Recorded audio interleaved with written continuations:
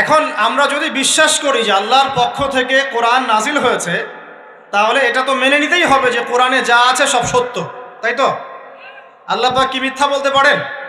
নাউযুবিল্লাহ। এখন কোরআন এবং হাদিসের অনেক বিষয় আমরা প্রমাণ করতে সক্ষম হই আমাদের ক্ষুদ্র জ্ঞানে।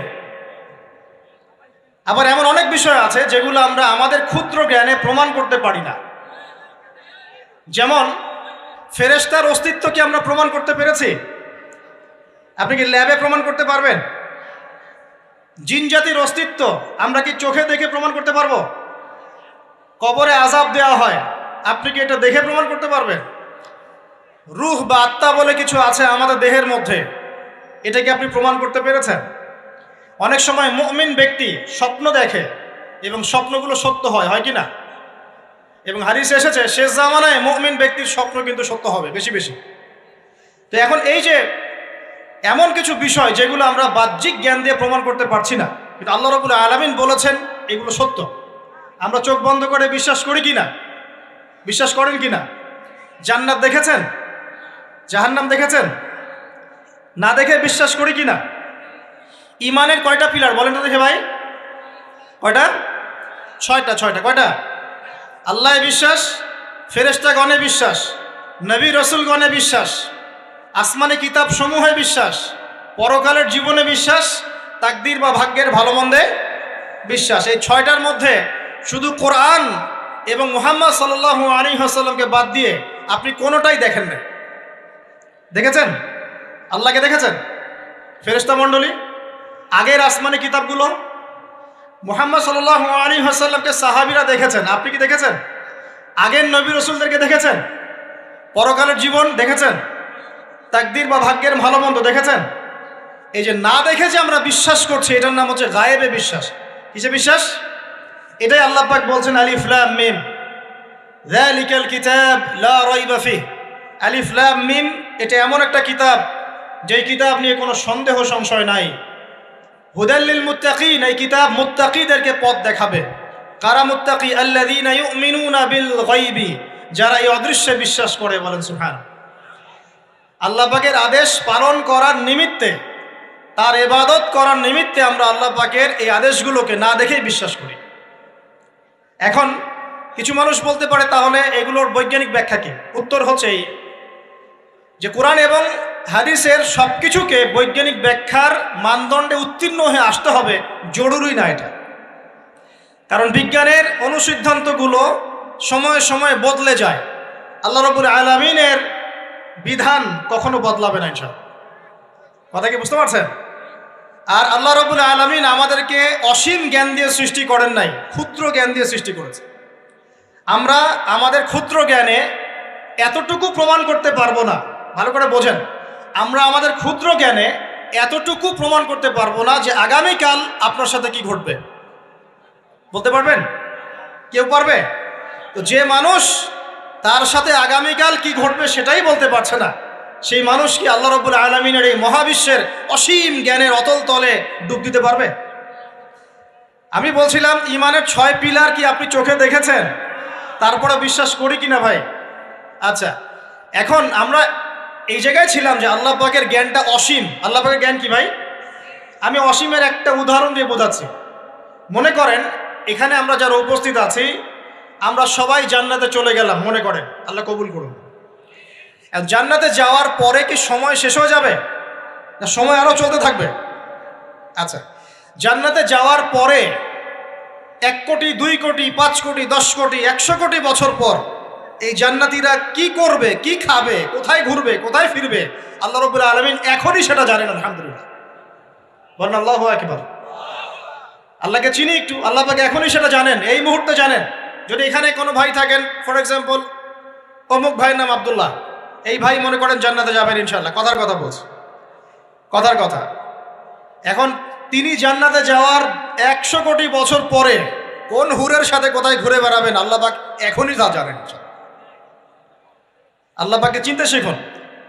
আবার আমাদের মধ্যে আল্লাহ না করুক কেউ যদি জাহান্নামে যায়, সে ব্যক্তি জাহান্নামে যাওয়ার কোটি কোটি বছর পর কি আযাব ভোগ করবে আল্লাহ পাক এখনই এই মুহূর্তে সেটা জানেন। আলহামদুলিল্লাহ। এবং আগেও জানতেন। আল্লাহ পাকের কোনো শুরু নাই, আল্লাহ পাকের কোনো শেষ নাই। আল্লাহ পাকের কোনো শুরু নাই, আল্লাহ পাকের কোনো শেষ নাই। এমন নয় যে আল্লাহ পাক আমাদেরকে সৃষ্টি করে সৃষ্টিকর্তা হয়েছেন, রিজিক দাতা হয়েছেন, পালনকর্তা হয়েছেন, এমন নয়। সৃষ্টি করার আগে থেকেই আল্লাহ পাক সৃষ্টিকর্তা, পালনকর্তা, রিজিক দাতা সবকিছুই ছিলেন। বলেন আল্লাহু আকবার। আল্লাহ পাক একজন, তার কোনো শরীক নাই। আল্লাহ রাব্বুল আলামিনের জ্ঞান অসীম। এটার উদাহরণ হাদিসে দেয়া হয়েছে এভাবে যে মুসা এবং খিদির আলাইহিস সালাম নৌকায় সফর করছেন, একটা পাখি এসে নদী থেকে এক ফোঁটা পানি খেয়ে চলে গেল। তখন খিদির আলাইহিস সালাম বলছেন, হে মুসা, এই পাখিটা নদী থেকে যতটুকু পানি পান করতে পেরেছে, এই পানিটুকু হচ্ছে পুরো পৃথিবীর সমস্ত মাখলুকের জ্ঞান।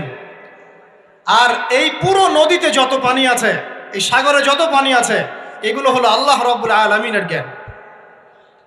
আমি কি বুঝাতে পারছি ভাই?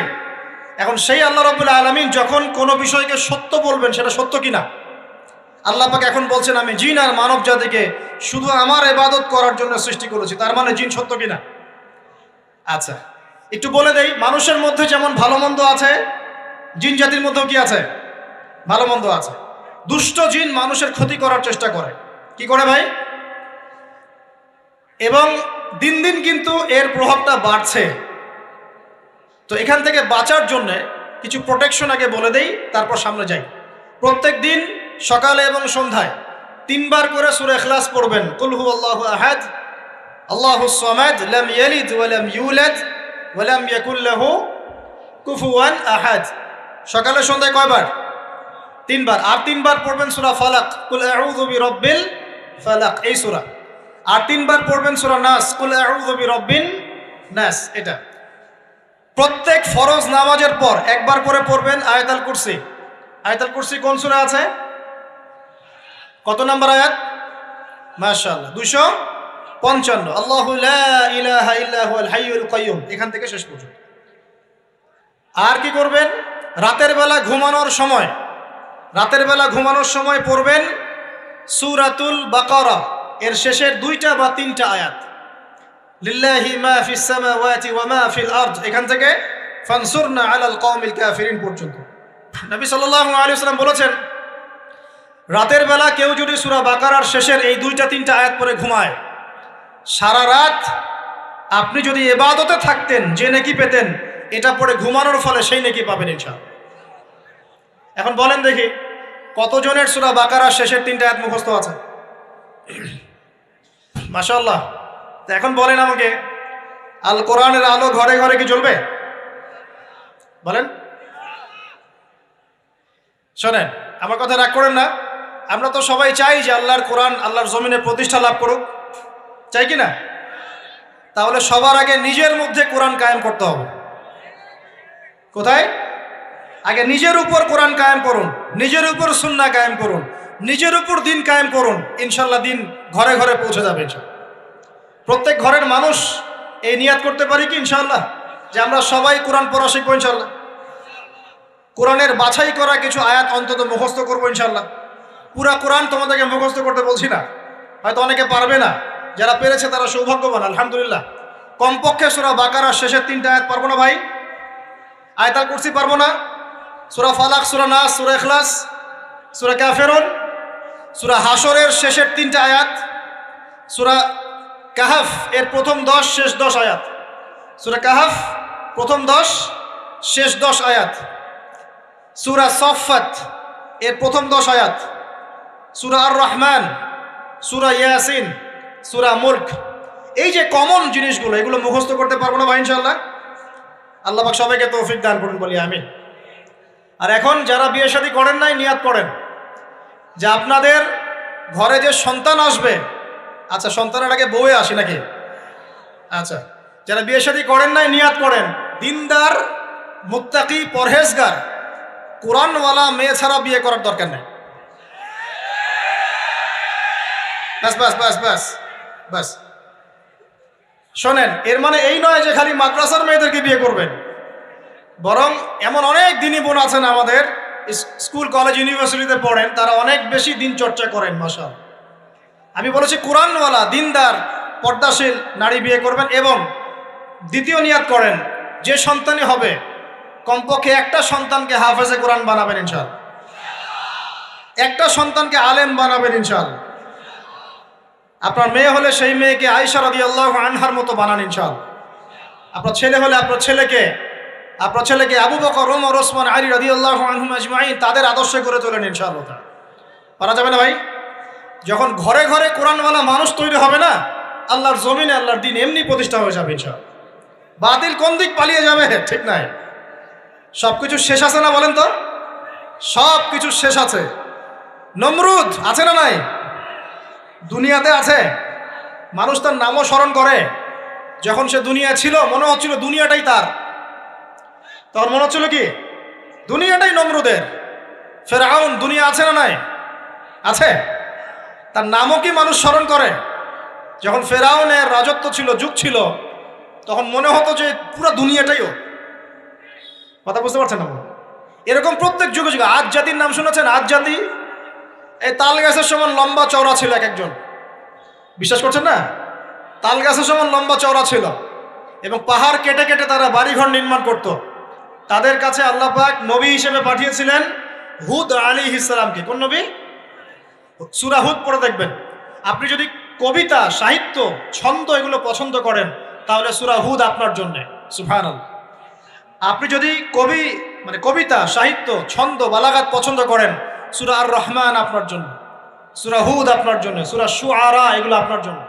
এত চমৎকার কাব্যিক বিন্যাস আছে, মানে কবিতার ছন্দে ছন্দে উপন্যাস ব্যাখ্যা করা হয়েছে বলে। সুবহানাল্লাহ। মানুষ তো কোরআনকে মূল্যায়ন করে না।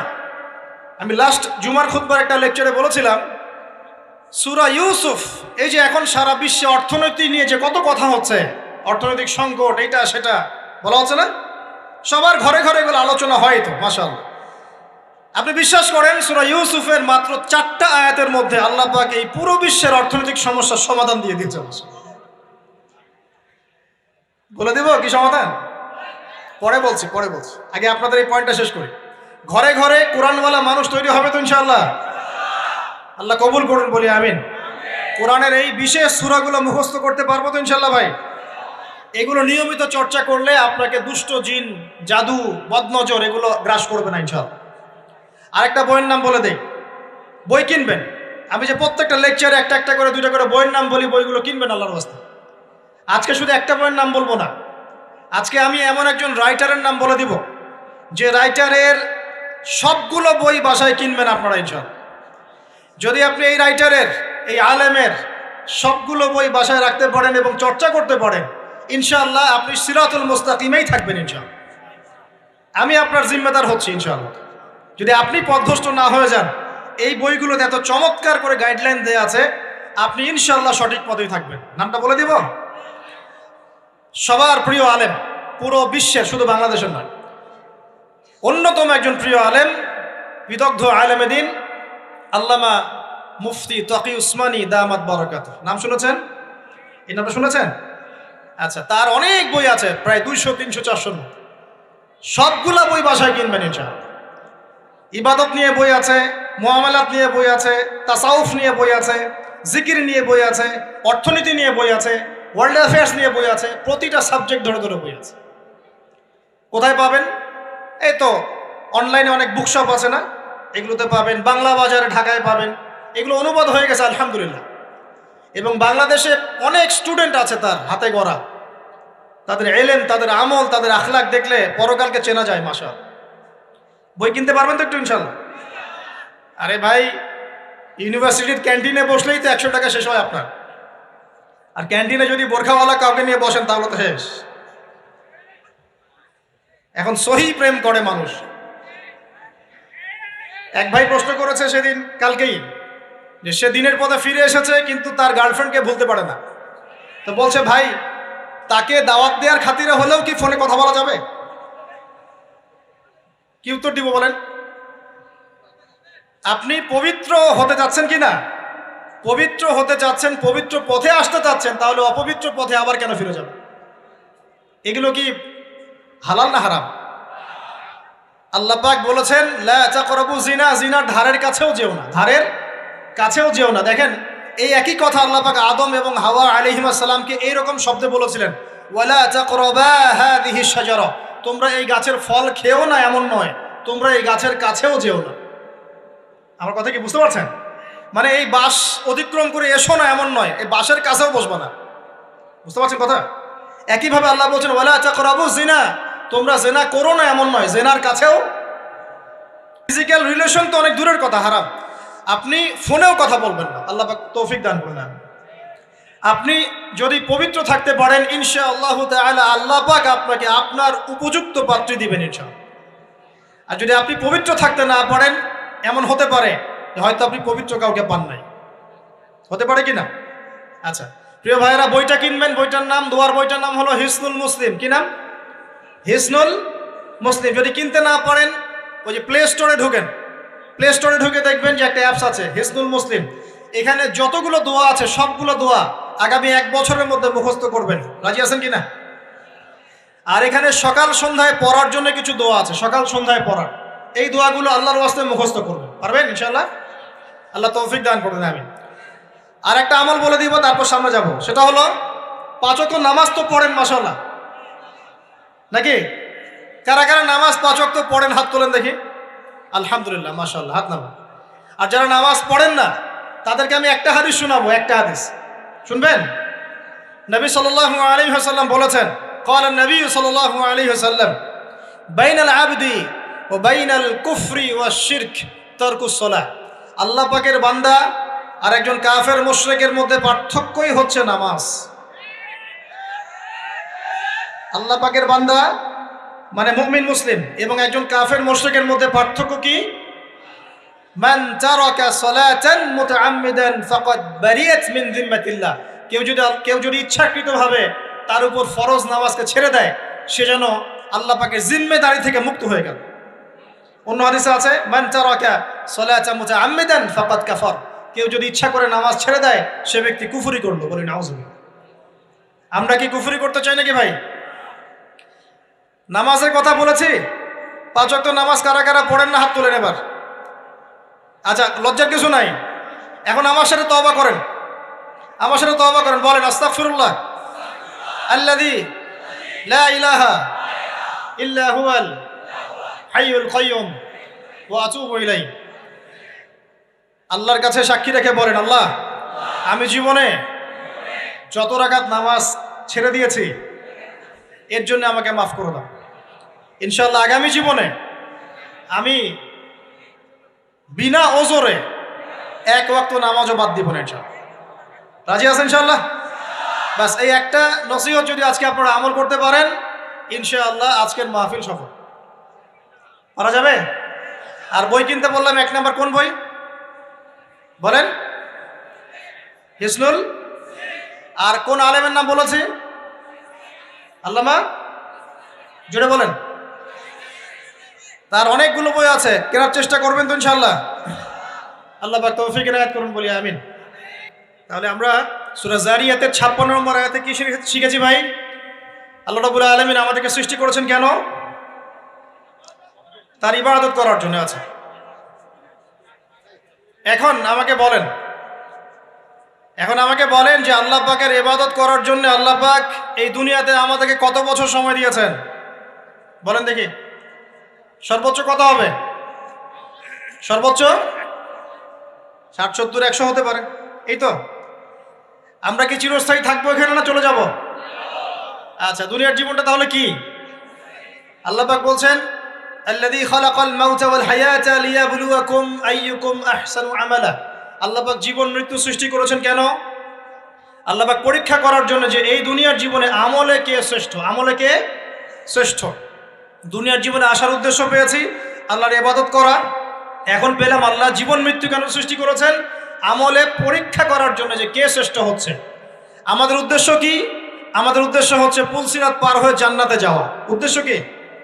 পুলসিরাত পার হয়ে জান্নাতে যাওয়া। সূরা আলে ইমরানের 185 নম্বর আয়াতে আল্লাহ পাক বলেছেন কুল্লু নাফসিন যায়িকাতুল মাউত, প্রত্যেকটা নফস মৃত্যুর স্বাদ গ্রহণ করবে, এরপর কিয়ামতের মাঠে তাদের আজর তাদেরকে পূর্ণ মাত্রায় বুঝিয়ে দেওয়া হবে। আল্লাহ পাক বলছেন ফামান যুহজিহা আনিন নারি ওয়া উদখিলাল জান্নাতা ফাকাদ ফাজ। ওই দিন যে ব্যক্তিকে জাহান্নাম থেকে বাঁচানো হবে এবং জান্নাতে প্রবেশ করানো হবে সেই ব্যক্তি হচ্ছে সফল। কথা ঠিক কিনা? তাহলে উদ্দেশ্য পেলাম তো, আমাদের গন্তব্য পেলাম তো। আমাদের গন্তব্য কি তাহলে? জান্নাত। এখন এই দুনিয়ার জীবনে আমরা সর্বোচ্চ হয়তো 100 বছর বাঁচবো, আল্লাহ ভালো জানেন, তাই তো? এই দুনিয়ার জীবনের এই হায়াতের সবচেয়ে ইম্পর্টেন্ট টাইমটা কোনটা বলেন? সবচেয়ে ইম্পর্টেন্ট টাইম কোনটা? যৌবন কিনা? যৌবন কাকে বলে? যৌবন কাকে বলে? কত বছর থেকে কত বছর পর্যন্ত? 20 থেকে 40, বা 15 থেকে 40, বা 20 থেকে 50, এই তো? আচ্ছা, এই বয়সের মধ্যে কারা কারা আছেন হাত তোলেন দেখি। মাশাআল্লাহ, সবাই তো দেখে এই বয়সে, হাত নামান। এখন এই বয়স সম্পর্কে আগে 2টা হাদিস শোনেন, আমার দিকে তাকান, তারপরে আমি বলছি অবস্থা কি, করণীয় কি। আমি বলেছি যুবকদেরকে কিছু নসিহত করবো আজকে, নিয়াত করেছি, ঠিক আছে ভাই? আচ্ছা, যুবকদের সম্পর্কে প্রথম হাদিস, রাসূল সাল্লাল্লাহু আলাইহি ওয়াসাল্লাম বলেছেন, কিয়ামতের মাঠে মানুষ যখন উঠবে, আমরা উঠবো কিনা? আচ্ছা, নাকি উঠবো না? যারা আগুনে পুড়ে গেছে তারা উঠবে কিনা? যারা পানিতে ডুবে গেছে, যাদের লাশও খুঁজে পাওয়া যায় নাই, উঠবে কিনা? উঠবে। আচ্ছা, যখন মানুষ উঠবে তখন তাকে 5টা প্রশ্ন করা হবে। কয়টা ভাই? এই 5টা প্রশ্নের আগে সে তার পা সামনেও ফেলতে পারবে না, পিছনেও ফেলতে পারবে না। আমরা কি একটু চিন্তা করতে পারছি কত ভয়ঙ্কর হবে বিষয়টা? এই সামান্য গরমে আমাদের অবস্থা খারাপ, সূর্য সেদিন সামনে নিচে, আর মানুষ উঠে দাঁড়িয়ে আছে, তাদেরকে 5টা প্রশ্ন করা হবে। যতক্ষণ পর্যন্ত প্রশ্নের উত্তর দিতে পারছে না, সামনেও যেতে পারবে না, পিছনেও আসতে পারবে না, পা নড়াতে পারবে না। 1, তোমার পুরো জীবনটা তুমি কোন কাজে ব্যয় করেছো? উত্তর কি রেডি আছে আমাদের কাছে? আমরা কি বলতে পারবো, হে আল্লাহ, আমরা আমাদের পুরো জীবন তোমার ইবাদত করে কাটিয়েছি? 2, তোমার যৌবন স্পেশালি তুমি কোন কাজে ব্যয় করেছো? তোমার যৌবন তুমি স্পেশালি কোন কাজে ব্যয় করেছো? যুবকরা কি উত্তর দেওয়ার জন্য প্রস্তুত আছে যে আমাদের যৌবন আমরা আল্লাহর পথে কাটিয়েছি? সবাই কি বলতে পারবো? 3 নাম্বার, তোমার রিজিকের উৎস কি ছিল? কোন পথে সম্পদ অর্জন করেছো? 4 নাম্বার, কোন পথে সম্পদ ব্যয় করেছো? কোন কোন খাতে সম্পদ ব্যয় করেছো? আমরা কি আমাদের আয় এবং ব্যয়ের হিসাব দেওয়ার জন্য প্রস্তুত? 5, তোমাকে আমি যে জ্ঞান দিয়েছিলাম সেই জ্ঞান অনুযায়ী আমল করেছো কিনা? আল্লাহ পাক আমাকে আপনাদের সবাইকে তৌফিক দান করুন, জানা অনুযায়ী আমল করার তৌফিক দান করুন। এই 5টা প্রশ্নের মধ্যে যৌবনকাল ইম্পর্টেন্ট কিনা ভাই? গুরুত্বপূর্ণ কিনা? মাথায় রাখি। সামনে একটা হাদিস শুনুন, রাসূল সাল্লাল্লাহু আলাইহি সাল্লাম বলছেন, এই কিয়ামতের মাঠেই 7 শ্রেণীর মানুষকে আল্লাহ পাক বিশেষ মেহমানদারির ব্যবস্থা করবেন, আরশের ছায়ায় ছায়া দিবেন ইনশাআল্লাহ।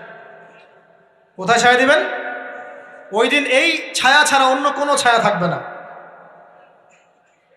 নবী সাল্লাল্লাহু আলাইহি ওয়াসাল্লাম বলছেন, তার মধ্যে প্রথম শ্রেণী হচ্ছে ইমামুন আদিল, ন্যায়পরায়ণ শাসক। ন্যায়পরায়ণ, আচ্ছা, ন্যায়পরায়ণ শাসকের একটা এক্সাম্পল দেই।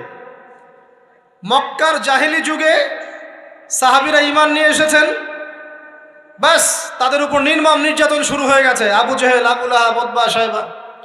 তখন সাহাবীরা আল্লাহ রাসূলের কাছে এসে বলছেন, ইয়া রাসূলুল্লাহ, আপনি একটু বদদোয়া করেন, তাদের উপর বদদোয়া করেন, আমরা তো আর পারছি না। নবী সাল্লাল্লাহু আলাইহি ওয়াসাল্লাম বললেন, তোমরা মক্কা থেকে হিজরত করে হাবাসায় চলে যাও। কোথায়? হাবাসা। হাবাসা মানে হচ্ছে আবিসিনিয়া। আবিসিনিয়া মানে এখনকার ইথিওপিয়া, ইরিত্রিয়া। নাম শুনেছেন কি? বিশেষ কোচিং তো করছেন অনেকে। আফ্রিকা মহাদেশের একটা ছোট্ট দেশ ইরিত্রিয়া, ওখানে চলে যাও। তখন বলেছিলেন তিনি হাবাসায় চলে যাও। সাহাবীরা জিজ্ঞাসা করছেন, হাবাসায় কেন? নবী সাল্লাল্লাহু আলাইহি ওয়াসাল্লাম বলছেন, সেখানে একজন খ্রিস্টান ন্যায়পরায়ণ শাসক আছেন, যার রাজ্যে কেউ জুলুমের শিকার হয় না। কি বললাম বলেন তো? হাবাসা কে আছেন? একজন মুসলিম না খ্রিস্টান? খ্রিস্টান ন্যায়পরায়ণ শাসক আছেন, যার রাজ্যে কেউ জুলুমের শিকার, মুসলমান নন এমন একজন শাসকের প্রশংসা করে আমাদের নবীজি বললেন, তার রাজ্যে কেউ জুলুমের শিকার হয়। সুবহানাল্লাহ। সাহাবীরা সেখানে হিজরত করলেন, নেতৃত্ব দিয়েছেন জাফর বিন আবি তালেব রাদিয়াল্লাহু আনহু। সেই সাহাবী বাদশাহ নাজাশী, তার নাম ছিল বাদশাহ নাজাশী, তার সামনে দাঁড়িয়ে সূরা মারিয়াম তেলাওয়াত করেছিলেন।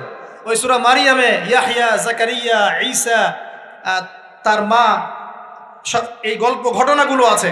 এই সূরার তেলাওয়াত শুনে বাদশাহ নাজাশীর চোখ দিয়ে পানি পড়তে পড়তে দাড়ি ভিজে গিয়েছে। সুবহানাল্লাহ।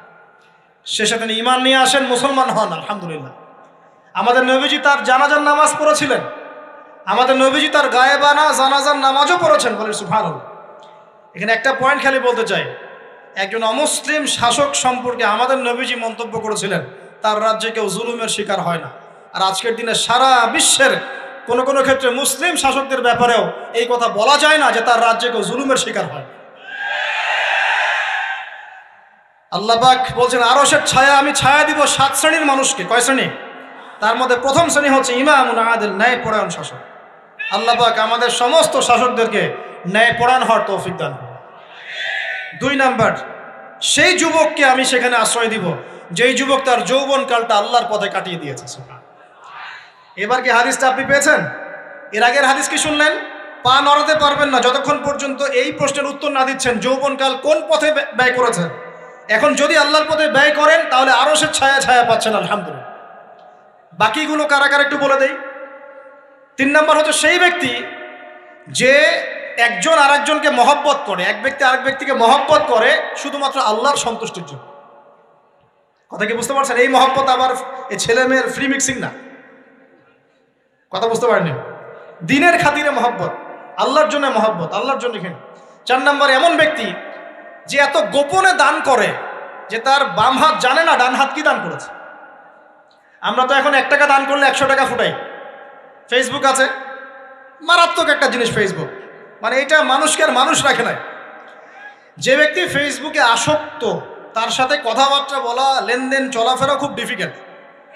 মানে কি বোঝেন আগে কথাটা? কেন ডিফিকাল্ট? কারণ সে এত বেশি আসক্ত এখানে যে পান থেকে চুন খসলে সে আপনাকে পাবলিকলি ধুয়ে রেখে দিবে। কিছু হইলে আপনাকে ফেসবুকে টেনে নিয়ে আসবে, ফেসবুকে সবাইকে বলবে উনি আমার সাথে এই কাজ করছে। আপনি বলারও টাইম পাবেন না যে আপনি নির্দোষ। তো খুব মুশকিল না এগুলা? আল্লাহ মাফ করুক আমাদেরকে। এমনভাবে দান করে যে বাম হাত জানে না ডান হাত কি দান করছে।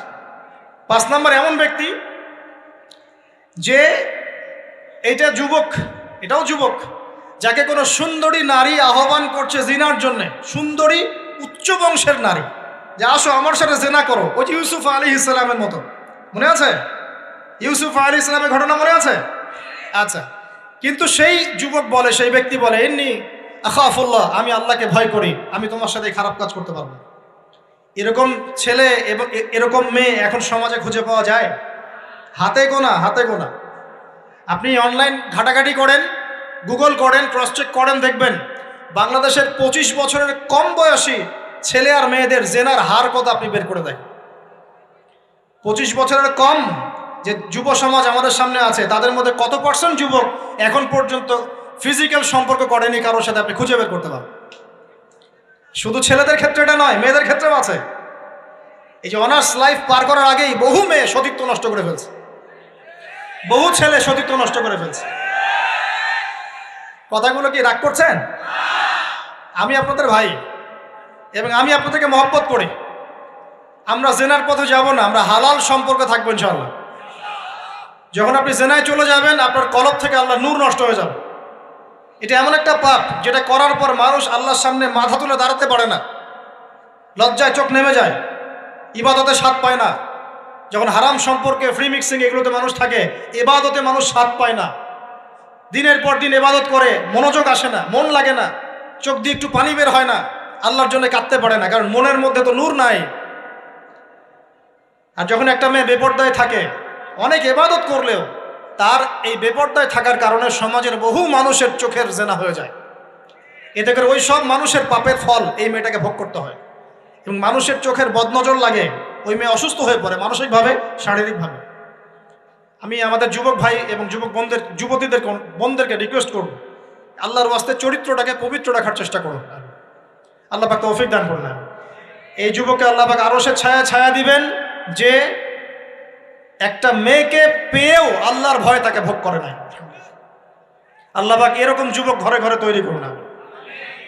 তাহলে কি করবেন ভাই? হালাল উপার্জনের ব্যবস্থা করবেন, ব্যাস সরাসরি বিয়ে করে ফেলবেন। পরিবারকে বোঝানোর চেষ্টা করবেন, না বুঝলে আন্দোলন শুরু করবেন যে আমি জেনা করতে চাই না, আমি বিয়ে করতে চাই, বিয়ে আমার দেওয়ানি লাগবো, এরকম। ব্যাস তারপর দেখবেন বাপ মা কেমন করে বিয়ে না দেয়। আল্লাহ সাহায্য করবে ইনশাআল্লাহ। আল্লাহ আমাদের যুবক ভাইদেরকে চরিত্র হেফাজত করার স্বার্থে বিয়েকে সহজ করে দিন। আমি আবার কাউরে নিয়ে পালায় যায় না, ওই কাজ করতে যায় না কিন্তু আবার, ঠিক আছে? কারণ এভাবে কোর্টে গিয়েও যদি একটা মেয়ে বিয়ে করে, এই বিয়ের জায়েজ না জায়েজ নিয়ে অনেক কথা আছে। অতএব এইসব ঝুঁকির মধ্যে যাবেন না, বাসায় বোঝানোর চেষ্টা করবেন। আর এক শ্রেণীর ব্যক্তি আছে যাদেরকে আল্লাহ পাক আরশের ছায়া ছায়া দিবেন। তারা কারা? যারা গোপনে আল্লাহকে স্মরণ করে কাঁদতে পারে। বলি সুবহানাল্লাহ। এখন এই দুটো হাদিসের মধ্যে যুবকদের অবস্থান কি পেয়েছেন? আচ্ছা, আরেকটা শোনাই এবার। নবী সাল্লাল্লাহু আলাইহি ওয়াসাল্লাম বলেছেন, 5টা জিনিস আসার আগেই 5টা বিষয়কে মূল্যায়ন করো। 1, তোমার বার্ধক্য আসার আগেই তোমার যৌবনকে মূল্যায়ন করো। যৌবনের গুরুত্ব পেলেন তো এবার? তোমার মৌত আসার আগেই তোমার জীবনকে মূল্যায়ন করো। অসচ্ছলতা আসার আগেই সচ্ছলতাকে মূল্যায়ন করো। অসুস্থতা আসার আগেই সুস্থতাকে মূল্যায়ন করো। এবং এই যে কথাটা বললাম যে তোমার বার্ধক্য আসার আগেই যৌবনকালটাকে মূল্যায়ন করো। এই হাদিসগুলোর মধ্যে আমরা সংক্ষিপ্ত পরিসরে যৌবনকালের গুরুত্ব পাচ্ছি কিনা ভাই? এখন এই যৌবনকালটা আমাদের কাটানো উচিত আল্লাহ পাকের ইবাদতের মধ্য দিয়ে। এই যৌবনকালটা আমাদের কাটানো উচিত কয়েকটা বিষয়ের মধ্য দিয়ে। তার মধ্যে আমি 10টা পয়েন্ট আপনাকে বলবো। কয়টা ভাই? 10টা। 1, এই যৌবনকালে সবার আগে আমাদের কর্তব্য হচ্ছে দ্বীনের ইলম অর্জন করা। কি করা ভাই? দ্বীনের ইলম অর্জন বলতে আমি কি বোঝাচ্ছি? দ্বীনি ইলম অর্জন বলতে আপনাকে আমি বোঝাচ্ছি যে কমপক্ষে কোরআনটুকু তেলাওয়াত করতে শিখুন, হাদিসগুলো পড়তে শিখুন, ইসলামী বইপত্র পড়াশোনা করুন, পাশাপাশি জেনারেল সাবজেক্টগুলো পড়াশোনা করুন। এদিকে আপনি এগিয়ে যান, এদিকেও এগিয়ে যান, দুই দিকে আগাতে থাকেন। এর পাশাপাশি বরেণ্য ওলামায়ে কেরামদের সোহবতে থাকার চেষ্টা করেন। যারা রিনাউন্ড এবং বরেণ্য ওলামায়ে কেরাম, তাদের সোহবতে থাকার চেষ্টা করেন। ইলম অর্জনের অনেক ধাপ আছে। শুরু করেন কোরআন তেলাওয়াত দিয়ে, তারপরে আস্তে আস্তে হাদিসে যান, কোরআনের তাফসিরে যান, ইতিহাস পড়েন, ইসলামের ইতিহাস পড়েন, ইসলামিক অর্থনীতি পড়েন, রাসূলের জীবনী সিরাত পড়ে দেখেন, ইসলামিক ফিকহের বইগুলো পড়ে দেখেন। আস্তে আস্তে গ্র্যাজুয়ালি আপনি সামনে যান। এই সিলেবাসটা আপনি কোত্থেকে পাবেন? এই সিলেবাসটা দেখবেন প্রত্যেক জেলায় জেলায় বরেণ্য কওমি ওলামায়ে কেরাম আছেন না, তাদের সাথে পরামর্শ করবেন, আপনাকে সুন্দর সিলেবাস করে দিবে ইনশাআল্লাহ। এইভাবে আপনি পড়াশোনা করবেন এবং ওস্তাদের সাথে থেকে পড়াশোনা করবেন। একা একা সব কিছু করা যায়? একা একা সব কিছু করা যায় না। একটা সিলসিলা লাগে, একটা ওস্তাদের সোহবত লাগে নাকি? একা একা কি কোরআন সুন্নাহ সব বুঝে ফেলতে পারবেন আপনি? তাই মনে হয়? কখনোই না। অতএব বরেণ্য আলেমদের সোহবতও লাগবে, আবার আপনার চেষ্টাও লাগবে। আল্লাহ পাক তৌফিক দান করুন। এই যৌবনকালের প্রথম কাজ কি ভাই? ইলম অর্জন করা। 2 নম্বর, এই যৌবনকালে আমরা যে পরিমাণ ফিজিক্যালি ফিট থাকি, শরীরে শক্তি থাকে, উদ্যম থাকে, আমাদের বয়সটা 40-50 হয়ে গেলে সেটা থাকবে না। থাকবে? অতএব এই যৌবনকালে বেশি বেশি ইবাদত করতে থাকেন। আল্লাহ পাক তৌফিক দান করুন। এই যৌবনকালে 5 ওয়াক্ত নামাজ তো পড়বেনই, এর পাশাপাশি নফল নামাজগুলো পড়ার চেষ্টা করবেন। এর পাশাপাশি আপনি চেষ্টা করবেন তাহাজ্জুদের ওয়াক্তে একটু নামাজ পড়ার জন্য, কমপক্ষে 2 রাকাত, কমপক্ষে 2 রাকাত, অ্যাটলিস্ট 2 রাকাত নামাজ তাহাজ্জুদের সময় পড়ার চেষ্টা করি। আল্লাহ আমাকে তৌফিক দেখ, আপনাদের সবাইকে তৌফিক দান করুন। ওই সময় আপনি যে দোয়াই করবেন আল্লাহর কাছে কবুল হবে ইনশাআল্লাহ। যে দোয়াই করবেন আল্লাহ কবুল করবেন ইনশাআল্লাহ। যদি আপনার রিজিকটা কি হয়? হালাল হয়। হারাম রিজিক দিয়ে ইবাদত কবুল হয়? হারাম রিজিকের দোয়া কবুল হয়? কবুল হয় না। 3 নাম্বার, এই যৌবনকালে আমরা রাসূলের সুন্নতের উপর বেশি আমল করবো ইনশাআল্লাহ। করা যাবে ইনশাআল্লাহ? তাহলে নিয়াত করতে পারি যে ইনশাআল্লাহ চেহারাগুলো পরিবর্তন হবে। চেহারা পরিবর্তন মানে কি? হ্যাঁ, রাখা যাবে না? এখনো গজায় নাই। প্রত্যেক সপ্তাহে আপনাকে নবীর সুন্নতের উপর এরকম করে কুরবানি এবং জবাই করতে কে বলেছে? নবী সাল্লাল্লাহু আলাইহি ওয়াসাল্লামের সুন্নতকে জবাই করাটা কি ভালো কাজ? হ্যাঁ বলেন তো। আমরা তো এমন অনেক নাপিত ভাইদেরকে চিনি যারা এই ধরনের বক্তব্যগুলো শুনে আলহামদুলিল্লাহ জীবন পরিবর্তন করেছেন। তার দোকানে লিখে দিয়েছেন এখানে চুল কাটা হয়, দাড়ি শেভ করা হয় না। খুশি হন নাই? মুসলিমদের কথা বলছি, অমুসলিমদেরকে নিয়ে আমাদের চিন্তা নাই তো? চিন্তা আছে। একটা কথা মনে রাখবেন, একটু কথাটা মনের কান দিয়ে শোনেন। দাড়ি হচ্ছে একমাত্র ভিজিবল সুন্নত। দাড়ি হচ্ছে একমাত্র ভিজিবল সুন্নত। ভিজিবল মানে কি? যা দেখা যায়। দাড়ি একমাত্র ভিজিবল সুন্নত, দৃশ্যমান সুন্নত, যেটা নিয়ে আপনি আমি কবরে যাবো ইনশাআল্লাহ। আর কোনো সাইন দেখে বোঝার বুদ্ধি নাই এই ব্যক্তি কত বড় মুসলিম, কত বড় সুন্নতের পাবন ছিল। খালি কপালের সেজদার দাগ আর চেহারার দাড়ি বাকি থাকবে। কথা বুঝতে পারছেন ভাই? নিয়াত করা যায় একটু দাড়ি ছেড়ে দিব, নাকি দাড়ি রাখলে চাকরি পাবেন না? দাড়ি রাখলে মেয়ে দিবে না নাকি? তো যে মেয়ে দাড়ি রাখলে বিয়ে করতে চায় না তাকে বিয়ে করারও দরকার নাই। আর দাড়ি রাখলে যে চাকরি আপনাকে ছাড়তে হয় ওই চাকরিও করার দরকার নেই। চাকরির মধ্যে সব রিজিক আপনার মনে হয়? রিজিকের সবচেয়ে বড় অংশ আছে কিসের মধ্যে? বিজনেসের মধ্যে। যারা বিজনেস করে তাদের আন্ডারেই লক্ষ লক্ষ মানুষ চাকরি করে। বাংলাদেশে যে ইকোনমিক সিস্টেম, এই ইকোনমিক সিস্টেমের মূলে কারা জানেন? ব্যবসায়ীরা। কারা? বড় বড় ব্যবসায়ীরা। এমন অনেক ব্যবসায়ী আছেন যাদের একজনের জাকাতের টাকা দিয়ে একটা গ্রামের মানুষকে খাওয়ানো যায়। বিশ্বাস করছেন না? ইকোনমিক তো আমার সাবজেক্ট, আমরা পড়েছি এগুলো, পড়াশোনা করেন দেখেন। বিজনেস, এরপরে আছে ক্রিয়েটিভ কোনো প্রজেক্ট, এমন কোনো প্রজেক্ট যেটা এখন পর্যন্ত কেউ লঞ্চ করে নাই। এখন অনলাইনে অনেকে আয় করেন না, আজকে থেকে 20 বছর আগে মানুষ এটা করেছিল।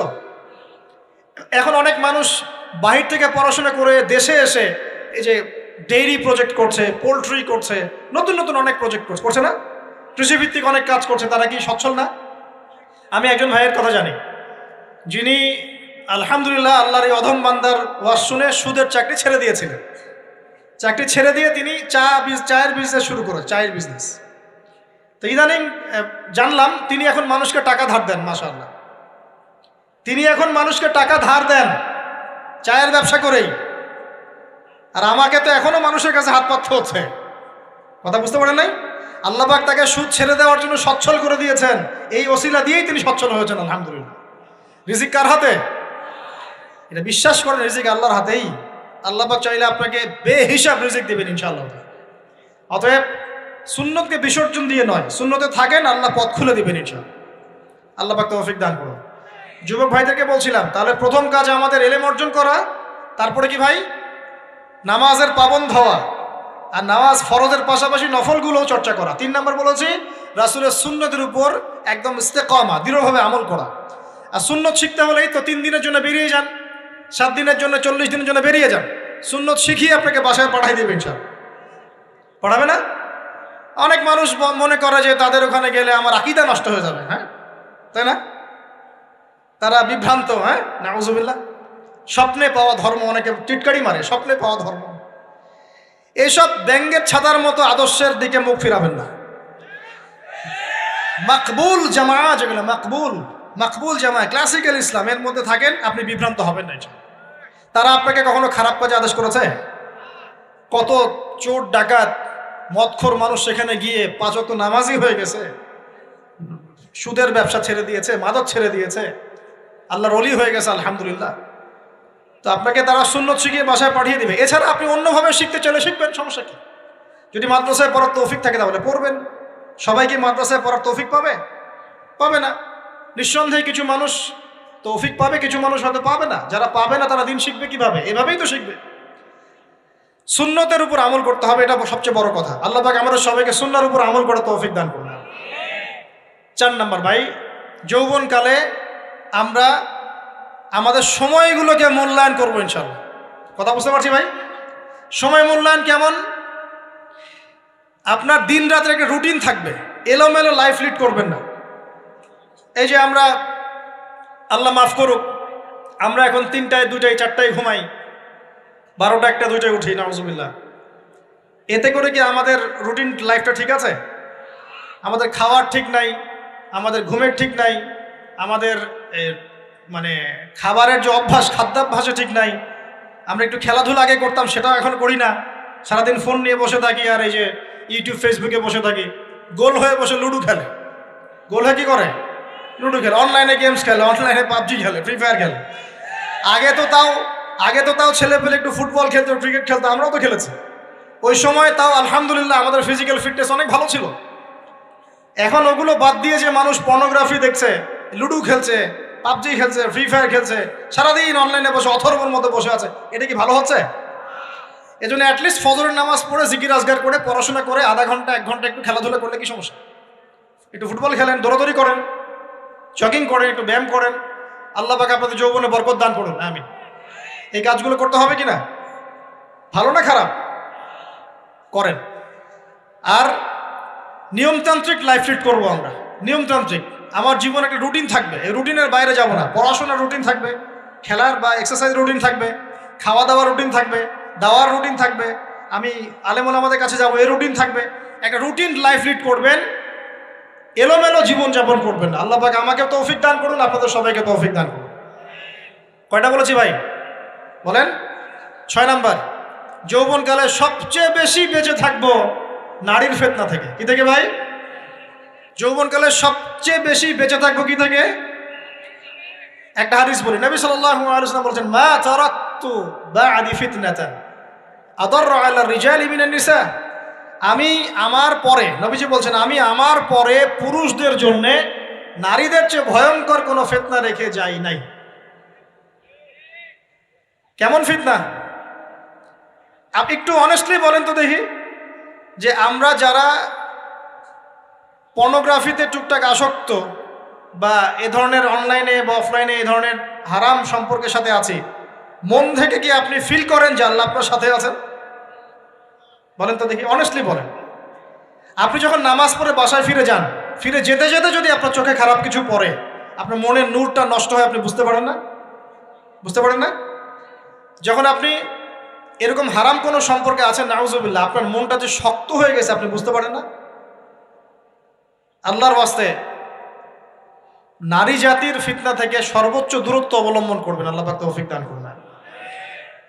কি করব তাহলে আমরা? ওই যে বলেছি, হালাল সম্পর্ক করতে পারলে হালাল, যদি করতে না পারি সবর করবেন। কি করবেন? সবর করবেন, ভালো কাজে ব্যস্ত থাকবেন, বেশি বেশি রোজা রাখবেন। কি করবেন? বেশি বেশি রোজা রাখবেন। সোমবারে রোজা রাখবেন, বৃহস্পতিবারে রোজা রাখবেন। এভাবে আপনি আপনার জীবনটা গুছিয়ে নেন, আল্লাহ পাক প্রবৃত্তিকে নিয়ন্ত্রণ করার ক্ষমতা দিবেন ইনশাআল্লাহ। এরপরেও যদি ভুল হয়ে যায়, হতে পারে এই যুগটা ফিতনার যুগ, চরম ফিতনার যুগ। যদি কোনো ভুল হয়ে যায়, খবরদার আপনি হতাশ হবেন না। ভুল হয়ে গেলে কখনো হতাশ হবেন না। হতাশা শয়তানের পক্ষ থেকে আসে, কখনো হতাশ হবেন না। দেন অজু করে জায়নামাজে দাঁড়িয়ে 2 রাকাত নামাজ পড়ে আল্লাহকে বলবেন, আল্লাহ আমার ভুল হয়ে গেছে, আমাকে মাফ করে দাও। পারা যাবে ইনশাআল্লাহ। জীবনে কখনো হতাশ হবেন না। জীবনে যাই হয়ে যাক না কেন, কখনো হতাশ হবেন না। মনে রাখবেন, আল্লাহ আপনার রব, আল্লাহ আপনার সাথে আছেন ইনশাআল্লাহ। অতএব নারীর ফিতনা থেকে নিজেকে বাঁচিয়ে রাখার চেষ্টা করুন, আল্লাহ পাক তৌফিক এনায়েত করুন। 7 নাম্বারটা হচ্ছে, এই সমাজ আপনাকে যেভাবে শেখায়, কিভাবে শেখায়? এই যে স্কুল, কলেজ, ইউনিভার্সিটি, চাকরি, বিয়ে, সন্তান প্রতিপালন, আর তারপর ইন্না লিল্লাহি ওয়া ইন্না ইলাইহি রাজিউন, এই তো শেখায় নাকি? সবসময় মনে রাখবেন যে আল্লাহ রাব্বুল আলামিনের পরিকল্পনাই আপনার উপরে সবচেয়ে বেশি অগ্রাধিকার যোগ্য, সমাজের পরিকল্পনা নয়। পরিবার আপনাকে চাপ দিচ্ছে, চাকরি পাস না, পড়াশোনা করিস না, হ্যাঁ পড়াশোনায় কেন তুই 80 নাম্বার পাইলি না, কেন চান্স পেলি না, কবে চাকরি পাবি, কবে আমাদেরকে দেখবি, খাওয়াবি, পড়াবি, এই যে চাপগুলো চারপাশ থেকে আসে কিনা? অনেক যুবক দেখা যায় মাদকাসক্ত হয়, অনেকে দেখা যায় আত্মহত্যা করছে ইদানিং, করছে কিনা ভাই? এই শব্দটা থেকে আমি এই পয়েন্টটা আজকে লিখেছিলাম যে ভুলেও আল্লাহর প্রতি বিশ্বাস এবং তাওয়াক্কুল হারাবেন না। সমাজ যেভাবে শেখায়, সমাজ চারপাশে যে চাপ আপনাকে দিচ্ছে, এই চাপে নিজে গা ভাসিয়ে দিবেন না। আপনি আল্লাহর কাছে দোয়া করবেন, আল্লাহর কাছে পথ চেয়ে নেবেন এবং আল্লাহর প্রতি তাওয়াক্কুল ভরসা করবেন। কখনো আত্মহত্যার পথ বেছে নেবেন। কি হয়েছে? 80 নাম্বার পান নাই তো কি হয়েছে? আপনি চেষ্টা করেছেন কিন্তু চান্স পান নাই তো কি হয়েছে? চেষ্টা তো করেছেন আপনি চেষ্টা করেছেন, ইউনিভার্সিটিতে চান্সের জন্য আপনি চান্স পাই নাই, চেষ্টা করেছেন না আপনি? বাস, চেষ্টা করেছেন, পাই নাই, তাকদিরে ছিল পাই নাই, বাস। আমি আমার চেষ্টা করেছি। কখনোই আত্মহত্যার পথ বেছে নেবেন না। আর আমরা পিতা মাতাদেরকে রিকোয়েস্ট করব, কোনো অবস্থাতেই সন্তানকে এত বেশি চাপ দিবেন না যে সন্তানটার এই কোমরটাই ভেঙে চলবে। এই সমস্যাগুলো দিন দিন বাড়ছে সমাজের মধ্যে। কেন এত চাপ দিচ্ছেন? তার প্রতিভা কোথায় খুঁজে বের করুন। তাকে জোর করে কেন টেনে লম্বা করার চেষ্টা করছেন? আমাদের সমাজে বাচ্চা হয়ে গেলেই তার পিঠে একটা সিল মেরে দেয়, হয় ডাক্তার না হলে ইঞ্জিনিয়ার। কেন? এর বাইরে কোনো প্রফেশন নাই? আমার সন্তানকে হয় ঢাকা বিশ্ববিদ্যালয়ে চান্স পেতে হবে, না হলে বুয়েটে, না হলে এখানে। এর বাইরে আর কোথাও পড়ারই জায়গা নাই। আর এখানে পড়লেই আমার সে ছেলে বা আমার মেয়ে একদম সবচেয়ে বড় জ্ঞানী হবে, অন্য কোনোভাবে হবে না, এটা গ্যারান্টি দেওয়া আছে? যারা সভ্যতা বিনির্মাণ করেছেন তারা কয়জন বড় বড় ডিগ্রি সার্টিফিকেট পেয়েছেন খুঁজে বের করে দেখেন, দেখেন খুঁজে বের করে। আমরা ফিলোসফির মধ্যে যে ফিলোসফারদের হিস্ট্রি পড়েছিলাম তাদের মধ্যে বেশিরভাগই দেখা যায় স্কুলেও যায় নাই, কলেজেও যায়। আছে না এমন? আছে। আমি বলছি না আপনারা যাবেন না, আমি বলছি জ্ঞানের মানদণ্ড এটাই নয় যে আমার সার্টিফিকেট অর্জিত হয়েছে, সার্টিফিকেটটাই জ্ঞানের মানদণ্ড নয় তো। হ্যাঁ, প্রতিযোগিতার একটা জগৎ আছে, আমাকে সে জগৎ উতরাতে হবে। আপনি চেষ্টা করবেন, যদি না হয় তাকদিরাল ছিল, হয় নাই, বাস হয় না। আমাকে আল্লাহ পাঠিয়েছেন তার ইবাদত করার জন্যে, এখানে আত্মহত্যা করার জন্য আল্লাহ আমাকে পাঠান নাই। আমার জীবন যদি দিতেই হয় তাহলে আল্লাহর জন্য দিব ইনশাআল্লাহ। ঠিক আছে কথা? ব্যাস, দুনিয়ার জন্য নয়। আল্লাহ পাক বোঝার তৌফিক দান করুন। কটা বললাম? 7টা না 8টা? 7টা। 8 নাম্বার, 8 নাম্বারটা ইম্পর্টেন্ট এবং এটা আপনাদের জন্য মজাদার। সেটা হলো 8 নাম্বারটা বেশি ইম্পর্টেন্ট। এটা হচ্ছে দিনের পথে চলার ক্ষেত্রে আপনি অনেক রকম মতবাদ পাবেন সামনে। কেউ বলবে আমারটা সঠিক, কেউ বলবে না ওরটা নয়, আমারটা সঠিক, কেউ বলবে না আমার দলটা সঠিক, কেউ বলবে না ওর সংগঠন সঠিক। এগুলো আপনার কান ভারী করে ফেলবে একদম। তখন মনে হবে যে আগেই ভালো ছিলাম রে ভাই, নামাজ পড়তাম না, এখন নামাজ পড়া শুরু করে দেখলাম যে আরে হাতটা বাঁধবো কোথায় এটাই তো ফিক্স করতে পারতেছি না। এখন আমার কিছু তো অভিজ্ঞতা আছে ভাই, নাকি ভাই? ওর আলোকে একটা কথা বল, সেটা হলো সমাজে কিছু ইখতিলাফি মাসআলা আছে, এই মাসআলাগুলো কানেও ঢুকাবেন না। আপনি ইবাদতের মধ্য দিয়ে আল্লাহকে পাওয়ার চেষ্টা করবেন। এবং চিরায়ত একটা ইসলাম আমরা ফলো করছি না, এই ইসলামের মধ্যে এমন কিছু নাই যেটা আপনাকে জাহান্নামে নিয়ে যাবে, এমন কিছু নাই। হ্যাঁ, প্রত্যেকটা ঘরানার মধ্যে কিছু বিভ্রান্ত মানুষ থাকতে পারে, এমন কিছু মানুষ এমন আমল করছে যে আমলটা হয়তো কোরআন এবং হাদিসে নাই। এটা তার সমস্যা, কোরআন সুন্নাহর সমস্যা নয়। কথা বুঝতে পারছেন? এটা তার সমস্যা, সে এটাকে সেই বেদাতটা করছে, সেই শিরকটা করছে। তার মানে এই নয় যে কোরআন হাদিস আমাকে শিরক শিখিয়েছে, বেদাত শিখিয়েছে। কোরআন এবং হাদিসে যেটা আছে এটা সুন্দর এবং এটা চিরায়ত একটা ক্লাসিক্যাল ইসলাম আমাদের কন্টিনেন্টে আছে, বাংলাদেশেও আছে। এখানে থাকলে আপনি বিভ্রান্ত হবেন না ইনশাআল্লাহ তাআলা। বরেণ্য ওলামায়ে কেরামদের কাছে গিয়ে অন্তত একজন হকপন্থী আলেমের সাথে পরামর্শ করে আপনি আমল করার চেষ্টা করুন। আর যে বিষয়গুলো নিয়ে ইখতিলাফ আছে এগুলো নিয়ে সমাজে মতপার্থক্য সৃষ্টি করে সমাজটাকে বিভক্ত করতে যায় না। আল্লাহর ওয়াস্তে মসজিদ ভাগ করতে যায় না, সমাজকে ভাগ করতে যায় না। জাতিগত ঐক্যটা রক্ষা করেন, আল্লাহ পাক বোঝার তৌফিক দান। আর যদি মানুষের মধ্যে খারাপ কিছু দেখি, ওই খারাপ কিছু বিষয়টা আমি এড়িয়ে যাবো ইনশাআল্লাহ। আর কোনটা ভালো কোনটা খারাপ আমি বুঝবো কিভাবে? আমি 10 জন আলেমের সাথে পরামর্শ করবো, বাস। আমি এত বড় আলেম নই, তাহলে আমি 10 জন আলেমের সাথে পরামর্শ করব যে হুজুর এই বিষয়টা চলছে, এটা সম্পর্কে আসলে বিষয়টা কি। একটা ঘরানার দিকে কখনো আপনি সাম্প্রদায়িকভাবে বায়াস্ট হয়ে যাবেন না। আপনি আপনার চিন্তাটাকে লিবারেল রাখবেন, হকটা যেখানে পাবো সেটা নিব ইনশাআল্লাহ। এমন নয় যে উনি বলেছেন বলেই হক আর কারোটা নিব না, ওনারটাই নেব, এভাবে চিন্তা করবেন না। হক যেখানে আছে সেখানে যাবেন আপনি ইনশাআল্লাহ। আল্লাহ পাক আমাদেরকে বোঝার তৌফিক দান করুন। আর যে ইখতিলাফগুলো আছে এগুলো নিয়ে সমাজকে বিভক্ত করতে যায় না, মতানৈক্য নিয়েই ঐক্য হবে ইনশাআল্লাহ তাআলা। আল্লাহ পাক আমাদেরকে এই কথাটা বোঝার তৌফিক দান। আর শেষের দুটো হলো যৌবনকালে আমরা আমাদের পরবর্তী জীবনের প্রস্তুতি গ্রহণ করবো ইনশাআল্লাহ। কারণ বার্ধক্যের জীবনে আপনি কিন্তু এই কাজগুলো এখন করতে পারছেন, সেগুলো পরে পারবেন না। অতএব এই সময়ই আপনি আপনার রিজিকের একটা অংশ সঞ্চয় করার চেষ্টা করুন, কিছু সাস্টেইনেবল অ্যাসেট করার চেষ্টা করুন, যাতে পরবর্তী বয়সে গিয়ে আপনাকে দিনের দিকে কাজ করার জন্য দুনিয়ার ফিতনায় পড়তে না হয়। আল্লাহ পাক আপনাদেরকে হালাল রিজিকের ব্যবস্থা করে দিন, আমি দোয়া করি আল্লাহুম্মা আমিন। আর সবশেষ যেটা বলতে চাচ্ছিলাম, দেখুন যৌবনকালে আমরা যা করতে পারবো অন্য সময় পারি না, তাই এই যৌবনেই ইলম অর্জন করে আল্লাহ পাকের দিনের এই দাওয়াতের মেহনত আমরা শহরে শহরে, গ্রামে গঞ্জে, জেলায় উপজেলায়, প্রত্যন্ত অঞ্চলের সমস্ত জায়গায় পৌঁছে দেবো ইনশাআল্লাহ। যৌবনকালে আমরা বেশি বেশি দাওয়াতি কাজ করার চেষ্টা করবো, আল্লাহ পাক তৌফিক দান করুন। যতটুকু জানেন, আপনি এতটুকু জানেন না যে নামাজ পড়তে হয় 5 ওয়াক্ত, তাহলে নিজে পড়েন, মানুষকে নামাজের দাওয়াত দেন। আপনি এতটুকু জানেন না যে ভাই সুদ খাওয়া হারাম, জানেন কি না ভাই? ব্যাস আপনি মানুষকে বলেন যে ভাই হালাল খাই, সুদ না খাই। আপনি এতটুকু জানেন না যে জেনা করা হারাম, বাস আপনি আপনার বন্ধুকে দাওয়াত দেন, ভাই জেনার দিকে যাস না এবং হারাম অ্যাফেয়ার্সে যাস না। যতটুকু জানেন অতটুকু মানুষের কাছে পৌঁছে দেন। আল্লাহ পাক তৌফিক দান করুন। যুবক ভাইদেরকে আমি এই 10টা নসিহত করলাম আছে, এই নসিহতগুলো একটু মেনে চলেন, যৌবনটা সুন্দর হবে ইনশাআল্লাহ। এছাড়া আর অনেক নসিহত আছে, এগুলো ওই যে বইগুলোর নাম বলে দিয়েছি, আল্লামা তাকি উসমানী হুজুরের যে বইগুলো, এগুলো পড়েন, ইনশাআল্লাহ দেখবেন আরো অনেক হেদায়েত আপনি পাবেন। মোটা দাগে কথা হচ্ছে ইলম অর্জন করতে হবে। রাজি আছে কিনা ভাই? রাজি আছে কিনা বলেন? ইলম অনুযায়ী আমল বাড়িয়ে দিব। রাজি আছে কিনা? হকপন্থী ওলামায়ে কেরামের সাথে পরামর্শ করে চলবো। রাজি আছে কিনা? আমরা যৌবনকালে হালাল রিজিক অন্বেষণের চেষ্টা করব। রাজি আছে কিনা? যৌবনের সময়কে বিন্যাস করে চলবো, এলোমেলো জীবনযাপন করব না। রাজি আছে কিনা? নারীদের ফিতনা থেকে বেঁচে থাকার চেষ্টা করব। রাজি আছে কিনা? আগামী দিনের জন্য, ইসলামকে এগিয়ে নেওয়ার জন্য দাওয়াতের মেহনত করব। রাজি আছে কিনা? আচ্ছা, এখন আসেন, এগুলো আমাদের করণীয় ছিল, আমাদের যুবকরা এখন করছে কি সেটা শুনুন। আমাদের যুবকরা এখন কিশোর গ্যাং করছে। কিশোর গ্যাং কি করছে? আপনাদের পরিবারের কর্তা যারা আছেন তাদেরকে আমি একটু রিকোয়েস্ট করবো, আপনার সন্তানের দিকে খেয়াল রাখেন। আপনার সন্তানকে যত ছোট মনে করছেন, আপনার সন্তান এখন এত ছোট নয়। কিশোর বয়সে সে এমন পাপও করে ফেলেছে যা আপনি এখনো করেন নাই। কিশোর বয়সে এমন এমন পাপ করা তার শেষ যা আপনি এখনো চিন্তাও করতে পারেন না। অতএব সন্তানকে শুধু গায়ে গতরে বড় করলে হয় না। আমরা যে সন্তানকে মানুষ করার জন্য নিজের ঘাম ঝেড়ে দিচ্ছি, মানুষ করার অর্থ হচ্ছে ওর আত্মাটাকে গড়ে তোলা, দেহটাকে গড়ে তোলা নয়, তার আত্মাটাকে গড়ে তুলুন। সন্তানের দিকে খেয়াল রাখেন। ঢাকা শহরে কিশোর গ্যাংয়ের দৌরত্ব টেকা যাচ্ছে না। রাস্তাঘাটে ছিনতাই করছে, মাদক সেবন করছে, মানুষের সম্পদ মোবাইল ধুপ করে কেড়ে নিয়ে দৌড় দিচ্ছে, এক গ্যাং আরেক গ্যাংয়ের সাথে মারামারি করছে। এগুলো শিখছে কোত্থেকে? এগুলো শিখছে আপনার ওই যে অপসংস্কৃতি দেখে দেখে।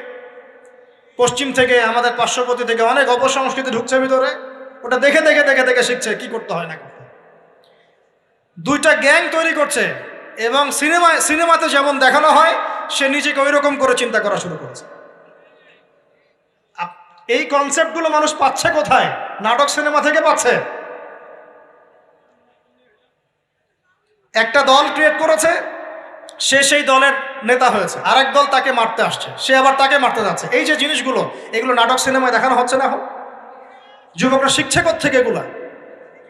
বাংলাদেশের মেয়েদেরকে একসময় শেখানো হয়েছে তুমি সুন্দর না, তুমি কি না, তাদের মনে ঢোকান তুমি সুন্দর না, আরো সুন্দর হতে চাও, আরো সুন্দর হতে চাও, এই ক্রিম মাখো সুন্দর হয়ে যাও। এই একটা কনসেপ্ট ঢুকিয়ে দিছে মাথায়, তুমি সুন্দর না, তোমাকে আরো সুন্দর হতে হবে। আল্লাহ তোমাকে যে সৌন্দর্য দিয়েছেন এটা যথেষ্ট না, অন্যরা আরো অনেক বেশি সুন্দর, তুমি সুন্দর না, এই ক্রিম মাখো সুন্দর হবে। এই করতে করতে করতে ক্রিমের ব্যবসা শুরু হলো। বাণিজ্য, সবকিছুর পিছনে কি থাকে? বাণিজ্য, আর কিচ্ছু না। তারপর শুরু হলো যে পার্লার, অমুক ক্রিম তমুক ক্রিম, অমুক সোনো, এই সেই, বাস মেয়েরা পাগল হয়ে গেল। ব্যাস নতুন নতুন আমরা আমাদের সংস্কৃতি ধারণ করে যে কাপড় চোপড়গুলো পরি, কিছু মানুষ শেখালো এর চেয়ে এই ফ্যাশনটা ভালো, এটা পরো। ব্যাস ঈদে ঈদে নতুন নতুন ফ্যাশন আসা শুরু করলো। আরে পাঞ্জাবি পায়জামা পরা তো আমাদের বাপদাদাদেরই সুন্নত, এটা বাঙালিদেরই সুন্নত। সব বাদ দিয়ে এখন আমরা কি শুরু করেছি দেখেন তো। তো এগুলো কিন্তু মিডিয়া দিয়ে আপনাদেরকে ঢোকানো হয়, মিডিয়া থ্রু দিয়ে। আমরা দেখছি এখন যুবকরা, বহু যুবক মাদকাসক্ত হয়ে যাচ্ছেন, হচ্ছেন কি না? কিসের এত হতাশা ভাই? কি হয়েছে? আপনার গার্লফ্রেন্ড আপনাকে ছেড়ে চলে গেছে? তা গেছে না হয়তো, কি হয়েছে ভাই? কি হয়েছে? গার্লফ্রেন্ড ছেড়ে চলে গেছে তো কি হয়েছে? আল্লাহ পাকের জমিনে কি মেয়ের অভাব নাকি? 40 জন নারীর দায়িত্ব একটা ছেলেকে নিতে হবে সে জামানায়, মানে মা, বোন, ফুপু, খালা, স্ত্রী, এই সব মিলে 40 জন কাঁধে উঠে যাবে। এখন ঘরে ঘরে মেয়েদের সংখ্যা বাড়ছে না? নবীজি বলেছেন শেষ জামানায় মেয়েদের সংখ্যা বাড়বে, ছেলেদের সংখ্যা কমবে। কমছে কি না ছেলেদের সংখ্যা? এখন হয়তো এভারেজ 100, 104, পরে দেখবেন আরো বেড়ে গেছে। শুধু আমেরিকার হিস্ট্রি ঘেটে দেখেন, ওখানে ছেলে মেয়ের অনুপাতটা কেমন। কমছে সব জায়গাতে, আরো সামনে কমবে। তো একজন গার্লফ্রেন্ড আপনাকে ছেলে চলে গেছে, ব্যাস জীবনটা উৎসর্গ করে দিতে হবে তার জন্য? এখন কি ফেন্সিডিল, গাঁজা, ইয়াবা এগুলো সেবন করতে হবে?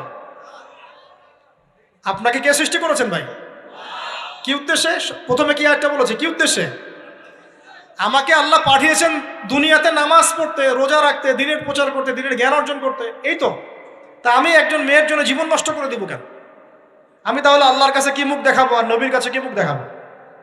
ওখানে গিয়ে বলবো আল্লাহ আমি আমার অমুক প্রেমিকার জন্য আশেক হয়ে একদম জীবন দিয়ে দিয়েছি, আত্মহত্যা করেছি। গেছে ভাই, যাইতে দেন। যে ব্যক্তি আপনার অবস্থানকে মূল্যায়ন করে নাই সে আপনার যোগ্য ছিল না। এখন আপনি কি করবেন? নিজের অবস্থান উন্নত করেন, আপনার পিছনে লাইন ধরে ঘুরবে ইনশাআল্লাহ। এটাই বাস্তবতা। দুনিয়া খুব খারাপ জিনিস। মানুষ মানুষের অবস্থানকে মূল্যায়ন করে, মানুষ মানুষের অবস্থানকেই মূল্যায়ন করে, কিন্তু আল্লাহ রাব্বুল আলামিন আপনাকে সর্বাবস্থায় ভালোবাসেন। আলহামদুলিল্লাহ। এই যে আমরা এখন অনেক পাপ করছি না, আল্লাহকে আমাদেরকে আযাব দিয়ে ধ্বংস করে দিয়েছেন। আল্লাহ পাক এখনো আমাদেরকে ভালোবাসেন, রহম করেন, অপেক্ষায় আল্লাহ পাক অপেক্ষা করছেন কখন তওবা করবে, আমি তওবা কবুল করব। এই কখন আমার বান্দা খালি একবার বলে আস্তাগফিরুল্লাহ, আল্লাহ পাক সাথে সাথে মাফ করে দেবেন। আর সেই আল্লাহকে ভুলে আপনি কার পিছনে ছুটছেন? আমরা কিন্তু নিয়াত করতে পারি ভাই যে আমরা যারা ওয়াজ শুনলাম জীবনে কোনোদিন সিগারেটে হাত দিব না ইনশাআল্লাহ। রাজি আছি ভাই? অন্য বড় বড় জিনিস তো বহুত দূরের কথা। আচ্ছা, অনেকে রাজি হয় নাই কেন? আপনারা কি অলরেডি আসক্ত? আমি অনেক ভাইকে দেখেছি মাশাআল্লাহ ইফতার খুলেই একদম বেনসন টানা শুরু করে।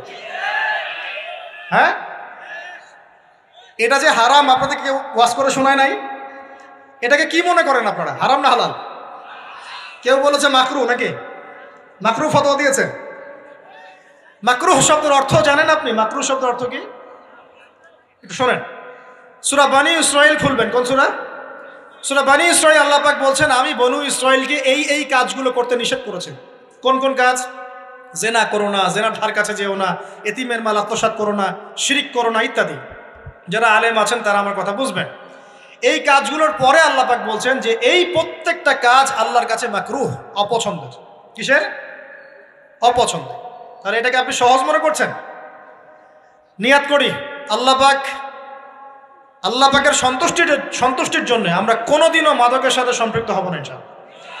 আর বিশ্বাস করেন, শুধুমাত্র মাদকদ্রব্য নিয়ন্ত্রণ অধিদপ্তর এই আইন কানুন এগুলো দিয়ে, জরিমানা দিয়ে মানুষকে মাদক ছাড়ানো যাচ্ছে না, যাবে না। কেন যাবে না এটা আপনারা খুব ভালো করেই জানেন, আমি বলতে চাচ্ছি না। অনেক সময় মাদক বিরোধী কনসার্ট করে মানুষ, মাদক বিরোধী কনসার্টে ওঠার আগে এক বোতল ডাইল খেয়ে আসে আগে। এগুলো কি বাস্তব কথা বলছি না অবাস্তব কথা বলছি? আমাদের যুবক ভাইরা কোশ্চিন কালেও মাদকের ধার কাছে যাবেন না ইনশাআল্লাহ।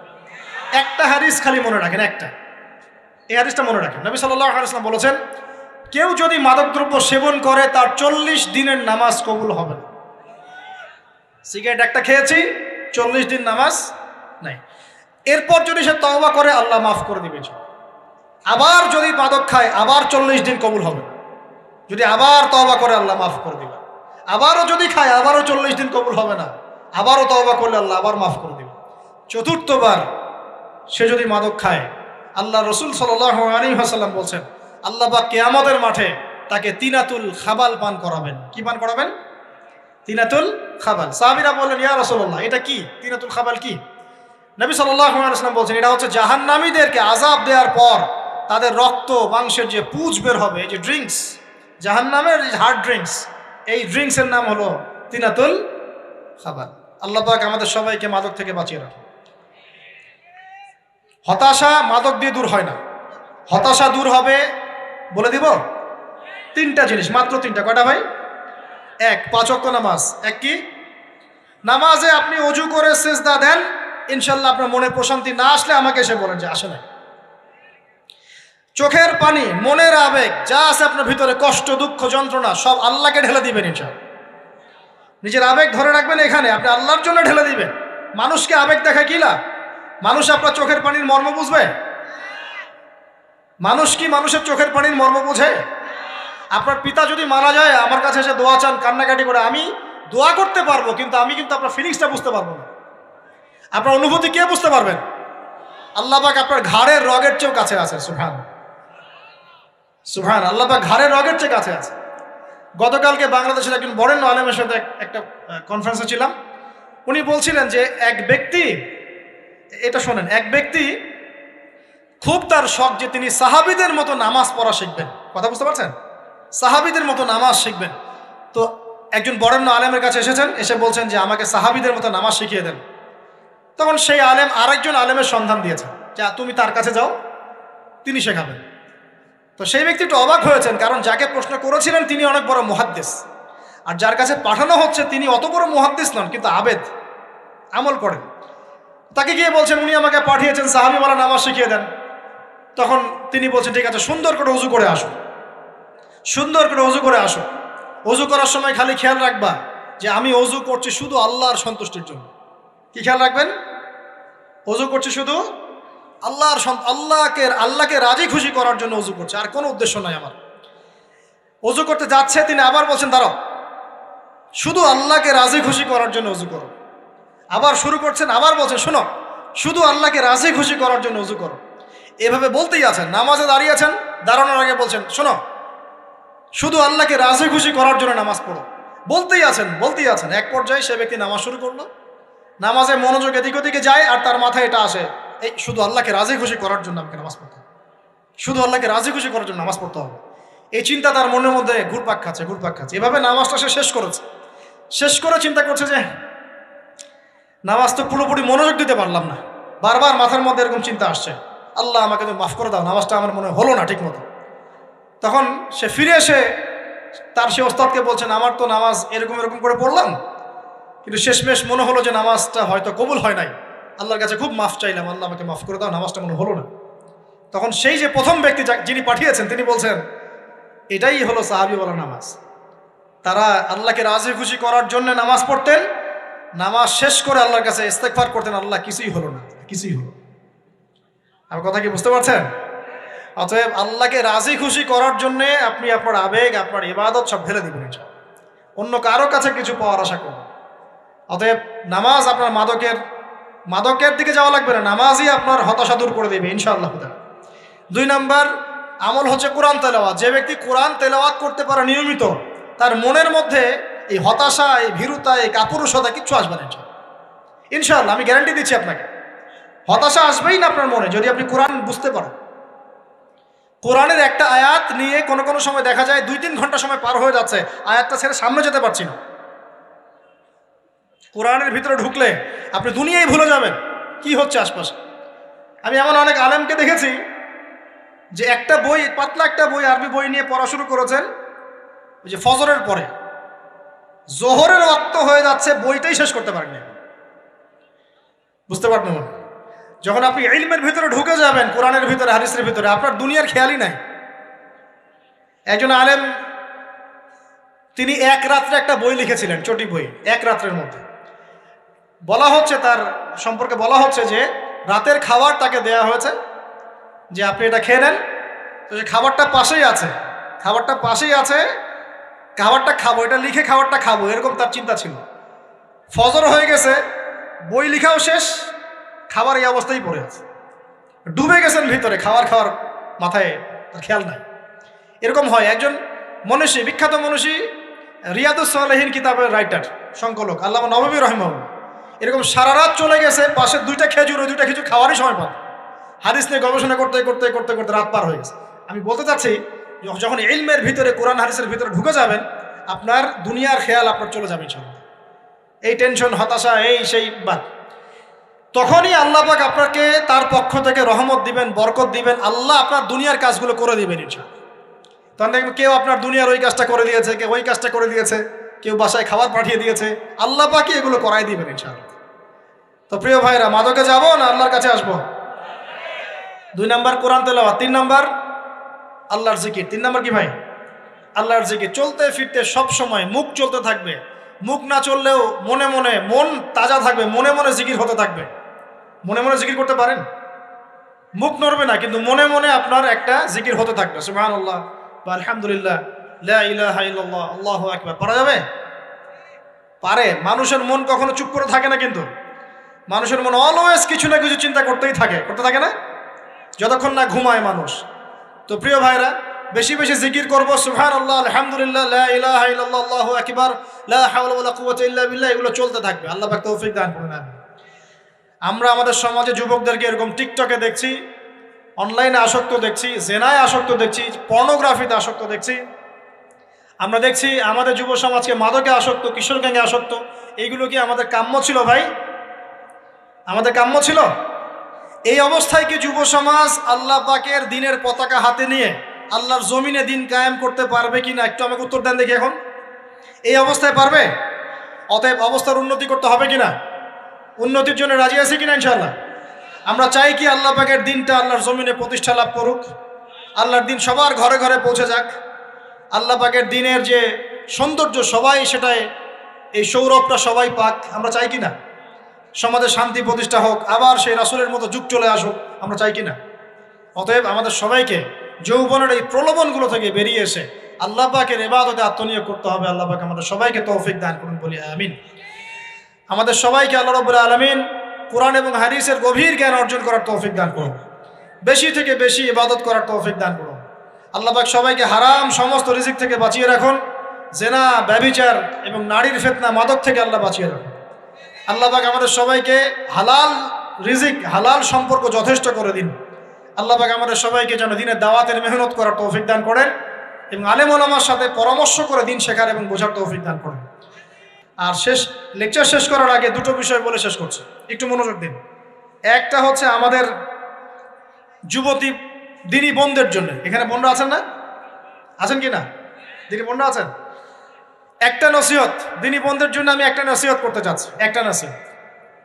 আমার এই একটা নসিহত একটু মন দিয়ে শুনুন প্রিয় দিনী বোন। রাসূলুল্লাহ সাল্লাল্লাহু আলাইহি ওয়াসাল্লাম আমাদের দিনী বোনদের জন্য জান্নাতে যাওয়ার একটা ফর্মুলা বলে দিয়েছেন। আমি কি বলবো সেটা? আচ্ছা, রাসূলুল্লাহ সাল্লাল্লাহু আলাইহি ওয়াসাল্লাম বলেছেন আমাদের দিনী বোনেরা, আমাদের মায়েরা, এই নারী জাতি মাত্র 4টা কাজ করলে জান্নাতের যে কোনো দরজা দিয়ে ইচ্ছা প্রবেশ করতে পারবে। খুশি হন নাই? কয়টা কাজ? মাত্র 4টা। এক, যদি আমাদের দিনী বোনেরা 5 ওয়াক্ত নামাজটা ওয়াক্ত মতো পড়ে, আল্লাহ পাক তৌফিক দান করুন, বলি আমিন। 2 নাম্বার, যদি তারা রমাদান মাসের রোজাটাকে ঠিক মতো আদায় করতে পারে।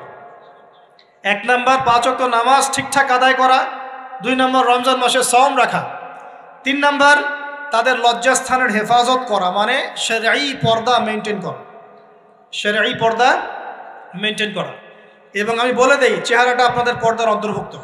এটা নিয়ে অনেক বাকবিতণ্ডা হয় না সমাজে, চেহারা দেখানো যাবে কি যাবে না ইত্যাদি। চেহারা আপনার পর্দার অন্তর্ভুক্ত বিষয়, ফুল স্টপ। এর উপরে ফতোয়া অনেকভাবে দিচ্ছে, কিন্তু বরেণ্য ওলামায়ে কেরামের কিতাবগুলো ঘাটাঘাটি করেন, তাদের ফতোয়া হচ্ছে চেহারা আপনার পর্দার অন্তর্ভুক্ত বিষয়, চেহারা ঢেকে রাখবেন, আল্লাহ পাক তৌফিক দান করুন। চোখ থাকবে খোলা, ঠিক আছে। 4 নাম্বার, স্বামীর আনুগত্য করতে হবে। স্বামীর আনুগত্য, এই যে আনুগত্য শব্দ শুনলেই মানুষের একটা মানে নেগেটিভ ধারণা তৈরি হতে পারে। স্বামীর আনুগত্য মানে কি আমি তার দাসত্ব করব? আনুগত্য মানে, প্রিয় দিনী বোন, আনুগত্য মানে দাসত্ব নয়। আনুগত্য মানে কোরআন সুন্নাহর যে বিধানগুলো আপনার স্বামী আপনাকে পালন করতে বলবে, আপনি সেগুলো করবেন, আপনি করতে বাধ্য। কিন্তু স্বামী যদি কোরআন সুন্নাহর বাইরে কিছু করতে বলে, সেটা মানতে আপনি বাধ্য নন। স্বামী যদি আপনাকে বলে যে সুদ খাও, এই যে সুদী এনজিওতে আসো, নাম লেখাও। স্বামী যদি আপনাকে বলে যে আসো বেপর্দায় বাইরে যাই, সাজুগুজু করে বের হও, চলো ঘুরে আসে বেপর্দায়। স্বামী যদি বলে দেবরকে একটু খাবারটা দিয়ে আসো, আমার অফিসের কলিগ আসছে, খাবার পরিবেশন করো, আসো ডাইনিংয়ে আসো, এই যে হারাম কাজ, বেপর্দার আদেশ করছে, সুদের আদেশ করছে, আপনি সেগুলো পালন করবেন। কিন্তু হালাল বৈধ যে কোনো বিষয় আপনি স্বামীর আনুগত্য করবেন, এটা আপনার উপর ফরজ। এই 4টা কাজ যদি আপনি করতে পারেন, জান্নাতের যে কোনো দরজা দিয়ে ইচ্ছা আপনি প্রবেশ করতে পারবেন ইনশাআল্লাহ। আল্লাহ পাক আমাদের দিনী বোনদেরকে এই 4টা কাজ করার তৌফিক দান করুন। আমাদের সবাইকে আল্লাহ পাক জান্নাতের জন্য কবুল করুন, বলি আমিন। আর একটা বিষয় বলতে চাচ্ছিলাম, সেটা হলো ওই যে প্রথমে বলেছি যে সূরা ইউসুফের সেই সমাধানটা বলবো কি না? আচ্ছা, সূরা ইউসুফটা ইনশাআল্লাহ আমি আরেকদিন পুরো সূরাটা সংক্ষিপ্ত করে আলোচনা করব ইনশাআল্লাহ। যদিও একটা লেকচারে সম্ভব হবে বলে মনে হচ্ছে না আমার কাছে, 2টা বা 3টা লেকচারে নিয়ে আসবো ইনশাআল্লাহ। তবে আজকে একটা চিস্ট খালি বলছি। ইউসুফ আলাইহিস সালামের জীবনটা খুবই ট্র্যাজেডিপূর্ণ। নবীর পরিবার থেকে ভাইদের শত্রুতায় ওই যে কূপে চলে গেলেন, কূপ থেকে চলে আসলেন মিশরের বাজারে, সেখান থেকে বিক্রি করে দেওয়া হলো তাকে, রাজা তাকে কিনে নিলেন, তারপরে সেখানে তিনি বড় হতে লাগলেন রাজপ্রাসাদে। তারপরে ওই যে রাজার কি স্ত্রী তাকে জেনার জন্য আহ্বান করেছিল, সেখান থেকে তিনি জেলখানায় চলে গেলেন, আবার জেলখানা থেকে আবার মিশরের খাদ্য মন্ত্রণালয়ের দায়িত্ব পেলেন, তারপরে তিনি মিশরের শাসকের দায়িত্ব পেয়ে গেছেন, তাই তো? আচ্ছা, এর মধ্যে একটা জায়গা খালি বলবো আজকে আপনাদের। টপিকটা কি দিবা তোমরা? টপিকটা হচ্ছে চলমান বৈশ্বিক অর্থনৈতিক সংকটে ইউসুফ আলাইহিস সালামের সমাধান। মনে থাকবে? চলমান এই বৈশ্বিক অর্থনৈতিক সংকটে ইউসুফ আলাইহিস সালামের সমাধান কি ছিল? ইউসুফ আলাইহিস সালাম জেলখানায়। কোথায় বলেন তো? জেলখানায়। তখন দুজন ব্যক্তি তাকে বলছে, ইউসুফ, আমরা দুজন দুটো স্বপ্ন দেখেছি, তুমি কি স্বপ্নের ব্যাখ্যা দিতে পারবে? আমরা তোমাকে সত্যবাদী বলে মনে করি। ইউসুফ আলাইহিস সালাম বলছেন, খাবার আসার আগেই তোমাদেরকে স্বপ্নের ব্যাখ্যা দিয়ে দেব। একজন বলছে, আমি দেখলাম আমার মাথায় রুটি রাখা আছে আর পাখি এসে রুটির থেকে খেয়ে ফেলছে। আমার কথা বুঝতে পারছেন কিনা ভাই? আচ্ছা, দুই নাম্বার, দ্বিতীয় ব্যক্তি বলছে, আমি দেখলাম আমি শরাব পান করাচ্ছি আমার মনিবকে। কথা বুঝতে পারছেন? এখন ইউসুফ আলাইহিস সালাম বলছেন, তুমি যে শরাব পান করাচ্ছ মনিবকে, তোমাকে অতি সত্বর মুক্তি দেওয়া হবে ইনশাআল্লাহ। আর যার মাথার উপর থেকে রুটি খেয়ে নেওয়া হচ্ছে তাকে শুলদণ্ড দেওয়া হবে, মৃত্যুদণ্ড দেওয়া হবে। কি বললেন? একজনকে দেওয়া হবে মৃত্যুদণ্ড, একজন কি হবে? ছাড়া পাবে।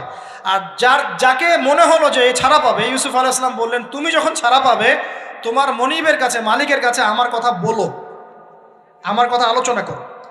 কিন্তু শয়তান তাকে ভুলিয়ে দিল, সে আর কথা বলতে পারল। আরো কয়েক বছর চলে গেল, ইউসুফ আলাইহিস সালাম তখনও জেলেই আছে। একদিন এই রাজা স্বপ্ন দেখলেন।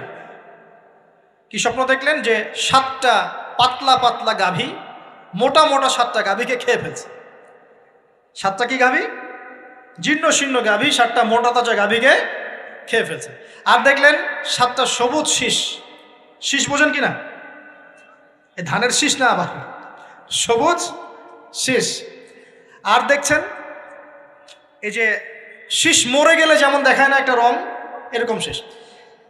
এখন রাজা খুব চিন্তিত হয়ে পড়লেন যে আসলে এই স্বপ্নের কি ব্যাখ্যা। তিনি সবাইকে ডেকে বললেন, স্বপ্নের ব্যাখ্যা কি তোমরা জানো?